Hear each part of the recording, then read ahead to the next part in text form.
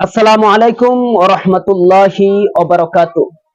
সম্মানিত দর্শক, আমরা সকলেই জানি কোরবানির মৌসুম চলছে, জিলহজ মাস চলছে। আজকে জিলহজ মাসের ৮ তারিখ, আগামীকাল জিলহজ মাসের ৯ তারিখ। এই ৯ তারিখ ফজর থেকে নিয়ে জিলহজ মাসের ১৩ তারিখ আসর পর্যন্ত আমাদের সবার উপরে আল্লাহু আকবার, আল্লাহু আকবার, লা ইলাহা ইল্লাল্লাহু, আল্লাহু আকবার, আল্লাহু আকবার, ওয়ালিল্লাহিল হামদ। নারী পুরুষ সবার উপরেই এই আইয়ামে তাশরিক ওয়াজিব। এই তাশরিকটা আইয়ামে তাশরিক প্রত্যেক ফরজ নামাজের পর পুরুষ যারা আছে তারা উচ্চ সুরে বলতে হবে আল্লাহু আকবার, আল্লাহু আকবার, লা ইলাহা ইল্লাল্লাহু, ওয়াল্লাহু আকবার, আল্লাহু আকবার, ওয়ালিল্লাহিল হামদ।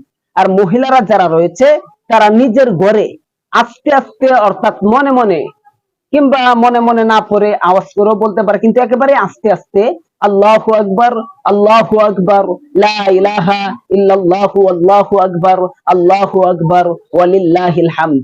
এটা আগামীকাল, আজকে শনিবার, আগামীকালকে রবিবার, আগামীকাল সকাল ফজর থেকে, আগামীকাল ফজর থেকে শুরু হবে এই জিলহজ মাসের ১৩ তারিখ, অর্থাৎ সোমবার দিন হলো জিলহজ মাসের ১০ তারিখ, মঙ্গলবারে হলো ১১ তারিখ, বুধবারে হলো ১২ তারিখ, বৃহস্পতিবার দিন হলো ১৩ তারিখ।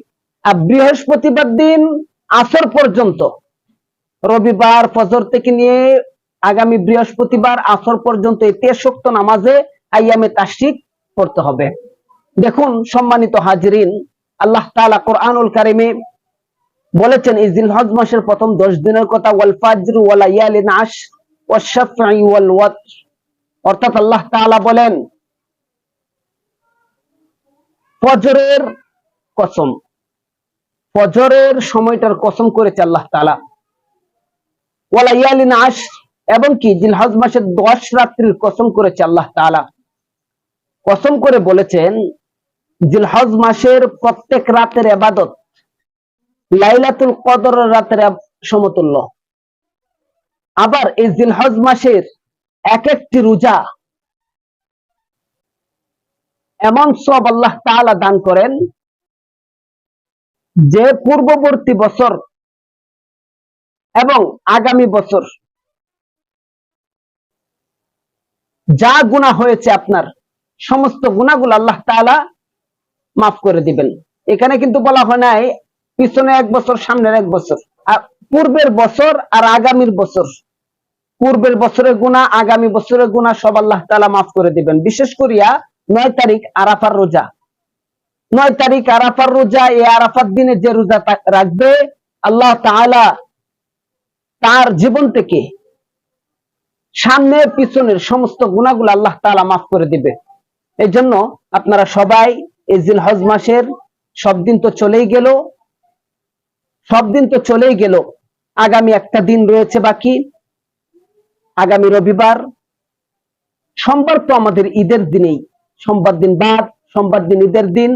এই জন্য আপনারা সকলেই বিশেষ করে আগামীকাল ৯ তারিখ, আগামীকালকে অর্থাৎ আজকে রাত্রে খেয়ে আগামীকালকে সারাদিন রোজা মুখে থাকবে।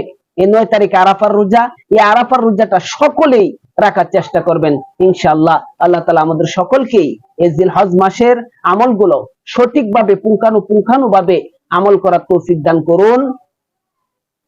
পরিশেষে বলতে চাই, ভিডিওটিতে লাইক করে যাবেন, আপনার মূল্যবান মন্তব্য কমেন্ট বক্সে জানিয়ে যাবেন।